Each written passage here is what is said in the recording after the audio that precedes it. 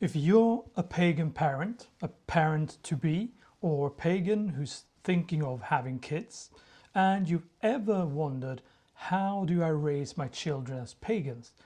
And how do I raise them as pagans without turning it into dogma? Then this video is for you. Stick around till the end, because I'll show you a very simple and true way of teaching teens that we are in fact immortal.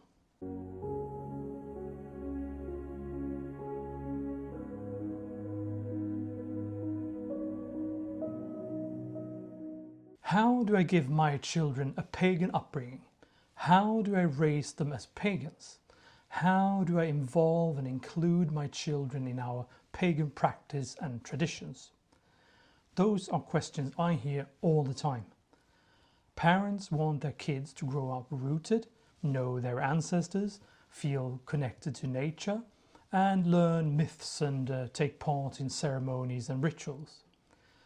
Many parents feel this longing very clearly, but when it comes to actually doing it, the question becomes practical. How do I do it? And what does it actually mean to give a child a pagan upbringing? So that's exactly what we're going to explore in this video. I'm going to break this down in a very practical way, what it actually looks like in everyday life and modern society, to raise children inside a pagan way of living. A pagan upbringing is not something you declare, it's something you build. So I'll walk you through the practical foundations of a pagan upbringing as a lived culture. I'm also going to address something essential in this matter. How do we give our children a pagan upbringing without turning it into dogma, without indoctrinating them, and making sure that we are still raising children who are free to think for themselves? Many pagans grew up inside systems where questioning wasn't always welcomed, and we don't need to repeat that pattern. A healthy pagan upbringing is not about producing believers. It's about raising grounded people who understand the rhythms of nature, who feel connected to kin and place, and who are capable of forming their own convictions. So let's talk about how to actually do that. First of all, let me begin by reframing this whole discussion and context, because that's really needed. If you had asked a Celtic, Norse, Greek or Vedic youngster 2,000 years ago what religion they belonged to or what religion they had, they probably wouldn't have even have understood the question. Because religion, as we think of it today, as a labeled system you belong to, a set of doctrines you sign on to, is a relatively modern way of framing things. For most of Indo-European antiquity, what we now call paganism wasn't something separate from life itself. It wasn't a compartment, it wasn't a transcendent belief you really had to believe in. It was simply the way the world was viewed, understood and lived. It was the world itself. The seasons changed, the ancestors were remembered, the land had character, the gods were part of the order of things. You didn't have faith in the sunrise, you didn't believe in winter, you didn't join nature. You simply lived inside it. And that distinction is extremely important when we talk about raising children. Because if paganism is primarily understood as a religion and belief system in a modern and Abrahamic context, then the question becomes, how do I make sure my child believes the right things? But if paganism is understood as a culture and life itself, a way of living in relationship to kin, land, and the natural order, then the question changes entirely and becomes, what kind of home environment am I creating? What rhythms shape our year? What stories are told at our table? And how do we relate to the land around us? I often say that 1 + 1 = 2, no matter if you believe it or not. If someone's made you believe that 1 + 1 is 3, well, that won't change the truth nor the order of things. The truth and order will be there no matter if you believe it or not. It just is, and it's up to you how you want to cope with it and relate to it. To raise a child in a pagan way, you don't actually need to teach them a religion. You don't need to make them profess faith in something abstract. You don't need to secure their intellectual agreement with theological statements. What you need to do is to shape the environment they grow up in. Children don't have to grow up inside abstract theological systems. They should grow up inside patterns because they absorb what is normal around them. If honoring the seasons is normal, they absorb that. If speaking of ancestors with respect is normal, they absorb that. If walking in the forest is normal, they absorb that. Culture is not imposed through argument or persuasion. It is transmitted through repetition. So when we talk about giving a child a pagan upbringing, we are not primarily talking about convincing them of metaphysical claims and installing beliefs. We're talking about building a household culture that reflects a pagan understanding of the world. A culture of rhythm, a culture of rootedness, culture of continuity. And once you understand that, the whole conversation becomes much more practical and much less anxious. Because now the focus shifts from belief to lived reality. From how do I make them believe to what kind of world am I inviting them to grow up inside? And that is something we can actually build. So there's a deeper shift that needs to happen. Instead of worrying about whether our children believe the right things, whether they affirm X, Y, or Z in the correct way, we might need to turn the question back on ourselves. Can I speak about the world, about life, death, responsibility, nature, the cosmos, in a way that a child can understand and actually live with? Am I actually living this in a way that is coherent and embodied?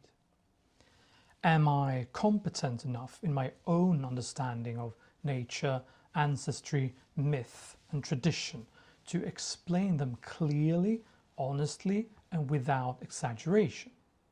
Children need adults who are grounded, who are consistent, and who can say, this is how I understand the world, without anxiety and without pressure.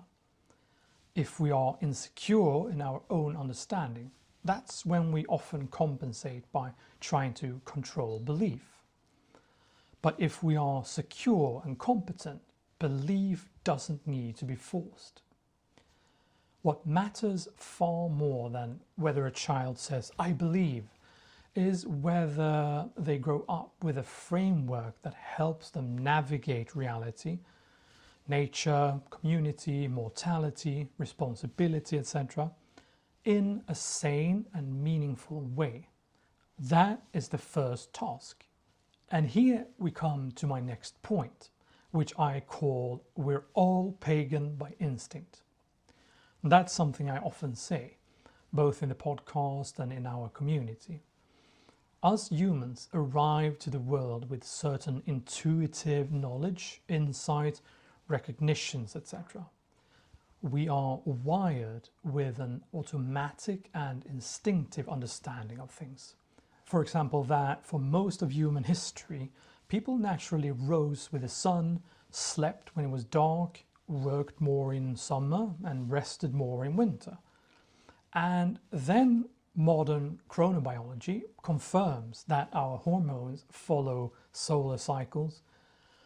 Melatonin responds to darkness, seasonal affective disorder is real, and that disrupting natural light cycles harms mental health.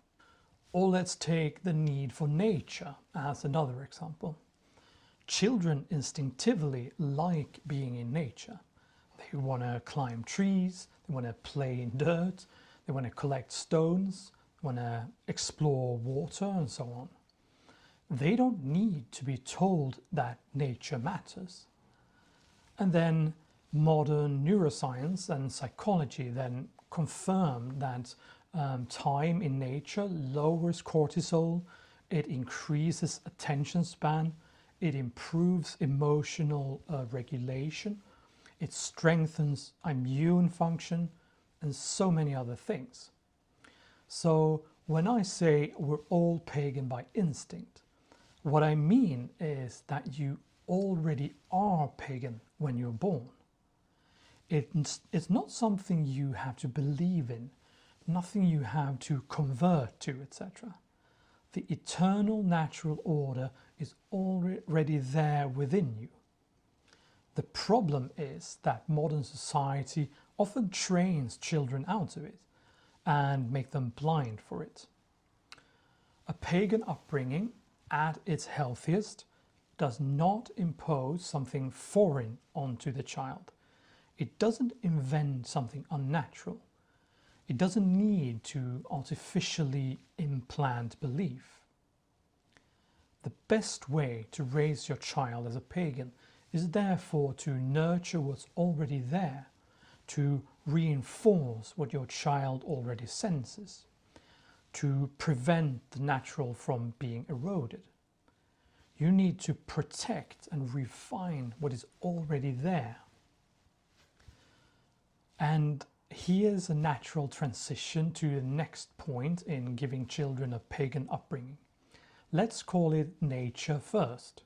Since this natural order is already there, woven into reality itself, and if our children instinctively sense it, then the question becomes very simple. Where is that order most visible? Where is it easiest to see, to feel it, to understand it without someone having to explain it abstractly? It sure isn't on social media screens. It's not in a classroom diagram detached from lived experience. And it's not wrapped in plastic fast food. It is, of course, in nature. Because in nature, order isn't theoretical, it's observable. You see cause and effect, you see cycles, you see growth and decay, you see hierarchy and interdependence. You see that nothing exists in isolation. Take, for example, a newborn calf. Within minutes of entering the world, it struggles to its feet and begins searching for its mother's milk. No one teaches it what milk is. No one explains nutrition. No one instructs it in a mammalian biology. It simply acts in accordance with what it is. That order is inherent. It doesn't need to be believed into function. Or we can take an acorn, for example. Inside that small, unremarkable object is the full pattern of an oak, a huge oak tree. How does it know when to sprout? How does it know that it's supposed to grow a stem, branches and leaves? How does it know what it's going to look like? No one instructs it. No ideology tells it to grow bark instead of feathers. It doesn't experiment with becoming a pine tree. It unfolds according to its own nature. The structure is inherent. The order is built in. And given the right conditions, the form expresses itself. The seed doesn't need to believe in being an oak. It simply is one. And in the same way, us humans have within us the potential and structure to grow into and become our true and best self, the best version of ourselves. The difference isn't that we lack instinct. The difference is that we have the capacity to ignore it, and that we sometimes, or often, grow in distorted environments. We are deprived of proper conditions. We are distracted, confused, or disconnected from the rhythms that would otherwise shape us naturally. And a pagan upbringing, in many ways, is about removing the noise so that what is already there can guide us again, creating the right conditions like soil, sunlight and water, so that what is already inherent can unfold properly. And that's why, if you want to raise a child in a pagan way, one of the most powerful things you can do is incredibly simple. Put them in nature as much as possible. Not as an occasional educational outing, not as a themed activity, but as a normal environment and on a regular basis. It doesn't have to be very far or very advanced. I often get my most profound insights during my afternoon walks in the park. When your children has been out or you've been out together, ask them questions like, how on earth does spring know when to arrive? And how do flowers know when to blossom? And what they're supposed to look like? How do they know that? How do birds know when to lay their eggs? Winter and spring come whether we believe in it or not. Seeds grow according to their kind. Predators and prey are bound together. Everything participates in a larger pattern. Nature doesn't argue for the natural order. It demonstrates it. In nature, children don't just hear about this order, they witness it. Nature is where the abstract becomes concrete. It's where intuition meets reality. We learn that nothing grows by ideology. Everything grows by alignment with its own nature. And this leads us to the next point. Let's call it live by and celebrate the wheel of the year. If nature is the primary teacher, then the next logical step is to pay attention to its rhythm. Not as a religious obligation, but as an orientation to something that is already happening, whether we notice it and want it or not. Start by observing it together. Light increases, light decreases, seeds sprout, crops ripen, leaves fall, the ground rests. We are affected by these shifts. Energy changes, mood changes, sleep patterns change, social life changes. To live by the wheel of the year means aligning with what is actually happening. And for children, this is incredibly grounding. Children, they thrive on rhythm and structure. They feel safer when life has predictable movement. Recurring patterns and habits are extremely important. Again, we are pagans by instinct. When you mark seasonal turning points like solstices, equinoxes, the beginning of harvest, the first frost, etc., you are teaching a child that time is not random. It moves in cycles, and cycles make sense. Modern life tends to flatten time. Every week feels similar. every month blends together. But when you consciously mark natural turning points, you restore texture to the year. The winter solstice isn't just a date, it is the return of increasing light. The first day of spring isn't just symbolic, it's visible in soil, birds, and air. And recognizing these milestones is psychologically very stabilizing. It restores orientation. A child who understands cycles understands that difficult periods pass, that effort leads to result, that rest is as natural as growth, that rhythm prevents both chaos and burnout. So living by the wheel of the year doesn't have to be elaborate. It can be as simple as noticing the first day you need a jacket, watching the sun set earlier each week, planting something in spring, cooking seasonal food, lighting candles when darkness increases, spending more time outdoors as light returns, and that you talk about why you do it. You are drawing attention to reality. In addition to observing the spokes in the wheel, that's to say the solstices, equinoxes, harvest, etc., you can also ask your kids questions like, what has changed outside since last month? When does the sun go down now compared to summer? What animals do we see more or less of right now? What foods are in season right now? Or how does your body feel compared to in summer? Do you feel more energetic or more quiet? That way you train observation. You strengthen awareness and help them connect internal experience with external reality.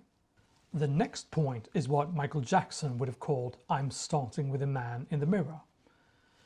If you want to raise grounded, healthy pagan children, the most powerful thing you can do is to become a grounded, healthy person, an adult yourself. Kids don't do what we say, they do what we do and what we are. You can talk about discipline, but if your habits are chaotic, they absorb that.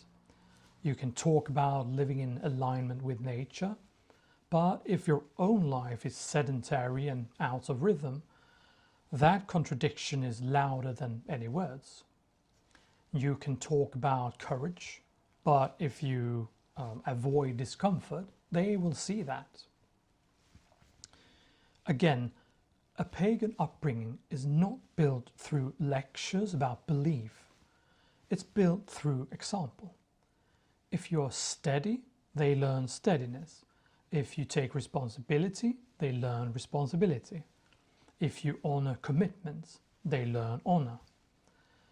If you face hardship without collapsing, they learn resilience. This is how culture is transmitted, not through arguments, but through imitation. So work on yourself. Find and live by your purpose. Have a direction. Children need to see that life isn't endless distraction. They need to witness what it looks like to move towards something meaningful, something greater than yourself. Do healing and self-work. Many of us didn't grow up with perfect models. We carry wounds. We carry confusion. We carry habits that disconnect us from the very order we want to teach. So part of raising children in a pagan way is doing the uncomfortable work of examining yourself. Where am I reactive? Where am I undisciplined? Where am I avoiding growth? Where am I living out of alignment with what I claim to value? Children will mirror not our ideals, but our patterns and actions. Breaking unhealthy cycles is one of the most sacred things a parent can do. Pursue excellence. If you don't take your work seriously, why should they? If you cut corners, why wouldn't they? If you settle for mediocrity, why would they strive? Children watch how you approach everything, whether it's your profession, how you maintain your home, how you train your body, how you speak to others.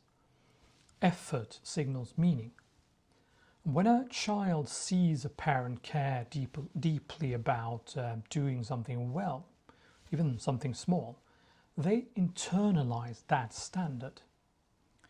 Excellence is about respect for your craft, for your responsibilities, and for your word.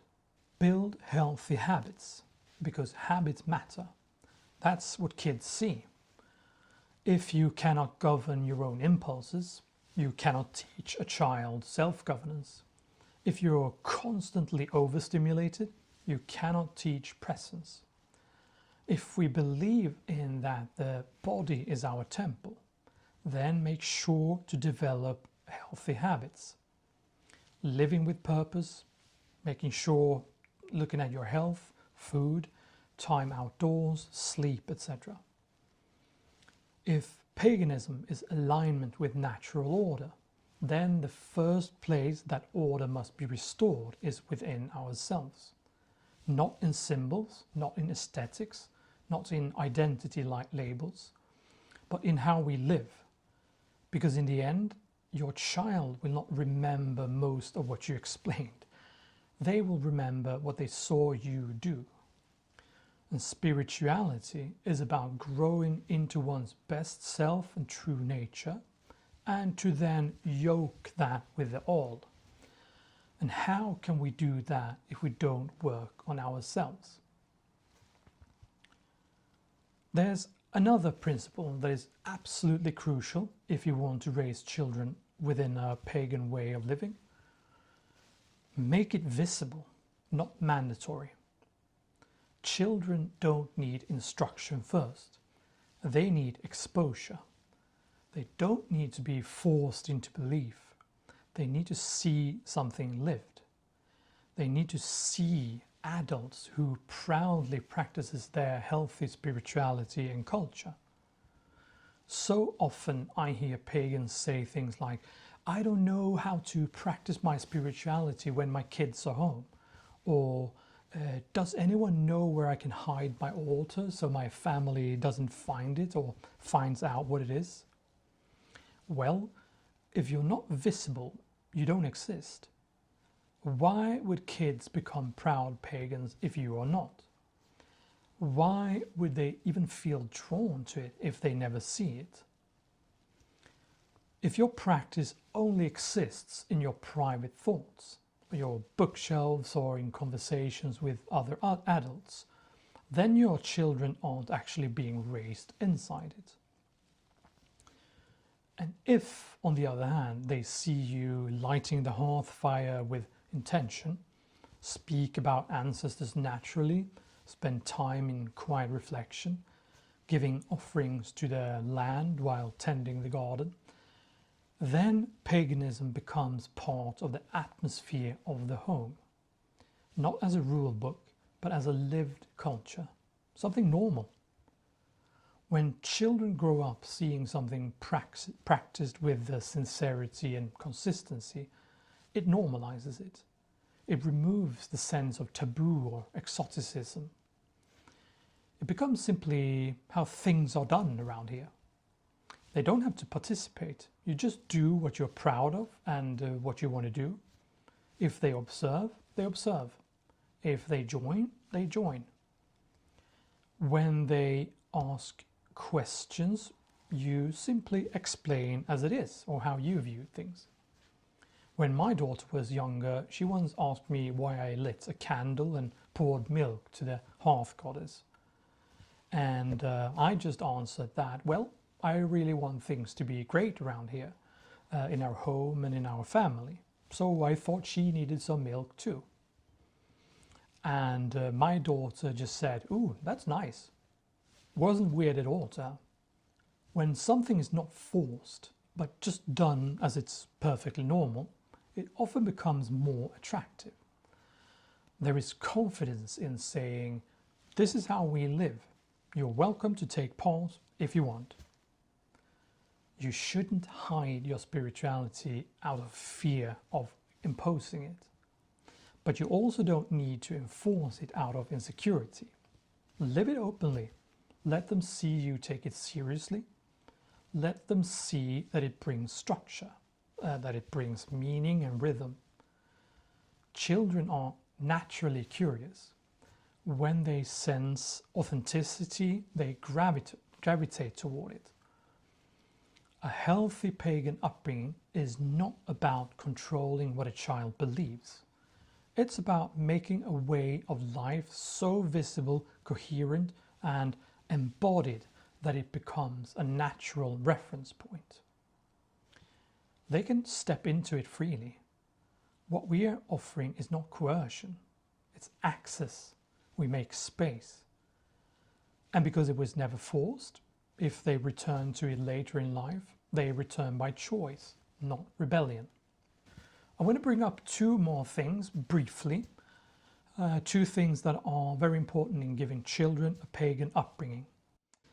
I want to make this video as comprehensive and covering as possible. So two more things, and after that I'll tell you about my little trick to teach young people that immortality is a fact. So the first thing here is how to avoid that kids feel rootless and how that affects development and mental health to feel rootless. If you speak to young people, especially in the modern Western world or societies, you often hear the same undertone. I don't really feel connected to anything. Not deeply connected to place, not strongly tied to extended family or family in general, not anchored in long continuity, no purpose. They may have access to the entire world through a screen and yet feel strangely unmoored within it. And this is of course structural. We live in a time where identity is increasingly self-constructed rather than inherited. Families move frequently in a world where we don't see relatives that much. Traditions are optional and often abandoned. Communities are more digital than physical, etc. When everything is flexible, optional and interchangeable, it becomes harder to feel anchored. And children feel this, even if they don't have language for it. They notice when there are no stories about where we come from. They notice when there are no recurring family customs. They notice when home feels temporary. So if we're asking how to raise children in a pagan way, this question of rootedness becomes central. And the good news is that rootedness doesn't require living in the ancient world. It requires intention. And there are very practical things we can do in modern society to help our children grow up feeling that they belong somewhere, that they stand in continuity, and that they are part of something larger than themselves.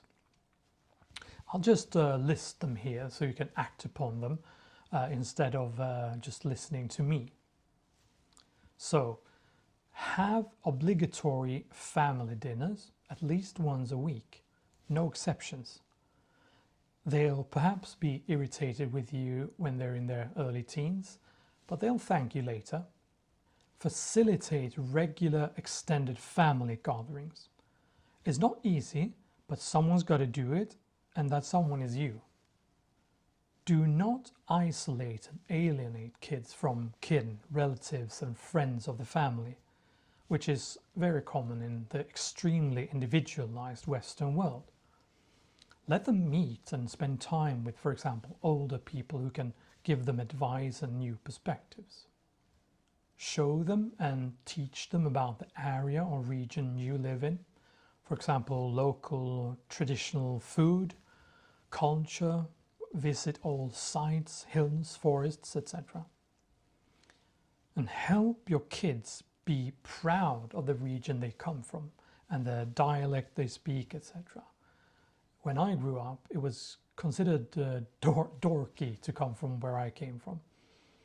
And that feeling stayed with me up until I was almost 30.